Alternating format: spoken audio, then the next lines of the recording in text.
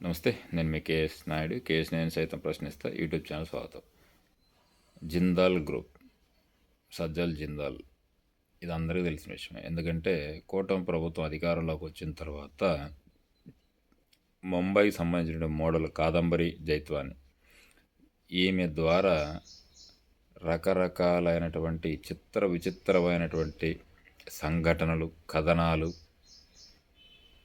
పనుల మధ్య చివరికి జిందాల్ గ్రూపుకు సంబంధించినటువంటి సజ్జన్ జిందాల్ దాకా వెళ్ళింది.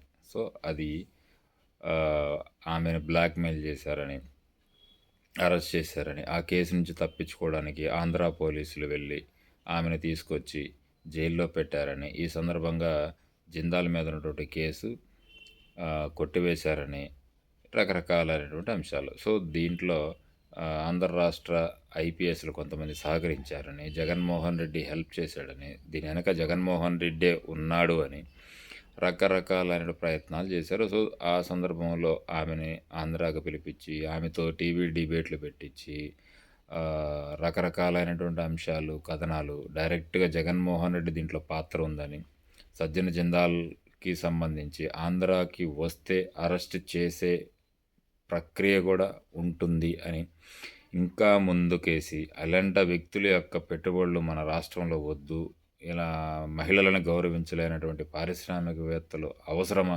అనేటటువంటి నీతి వాక్యాలు మాట్లాడిన సందర్భంలో ఆల్రెడీ ఇదే జిందాల్ గ్రూప్ కంపెనీ ఆంధ్ర రాష్ట్రంలో దాదాపు 8,500 కోట్ల రూపాయలతో పెట్టుబడి పెట్టడం జరిగింది. సో దాంతో ఆంధ్ర రాష్ట్రంలో కొంతవరకు కొన్ని కుటుంబాల వరకు జీవనోపాధి సంపాదించినట్టు మాట వాస్తవం.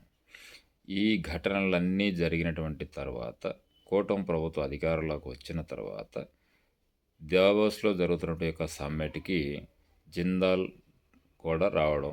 అయితే జిందాల్ ఆంధ్ర రాష్ట్రంలో పెట్టుబడులు పెట్టండి అని రిక్వెస్ట్ చేసినప్పుడు ఆంధ్ర రాష్ట్రంలో పెట్టుబడి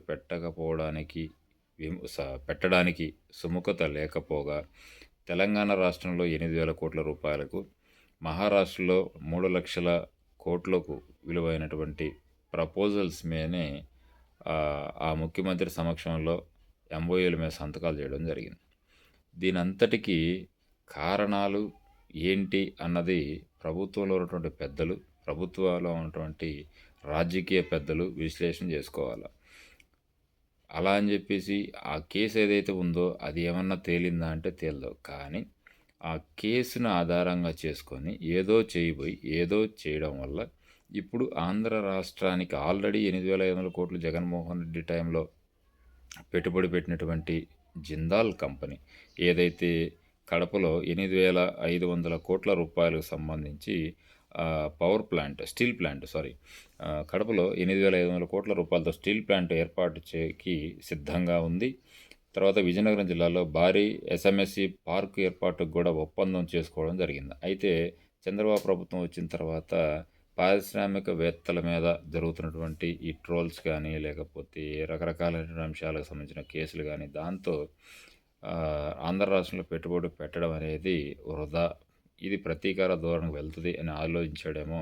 మొత్తానికి ఆంధ్ర రాష్ట్రానికి రావాల్సినటువంటి 3 లక్షల కోట్ల రూపాయల పెట్టుబడి జిందాల్ గ్రూపు తెలంగాణకి 8,000, మహారాష్ట్ర రాష్ట్ర ప్రభుత్వానికి 3 లక్షల కోట్ల పెట్టుబడి పెడుతుంది. సో ఏదేమైనా ఆంధ్ర రాష్ట్రం ఒక పెట్టుబడిని కోల్పోయింది అనడంలో ఎలాంటి సందేహం లేదు.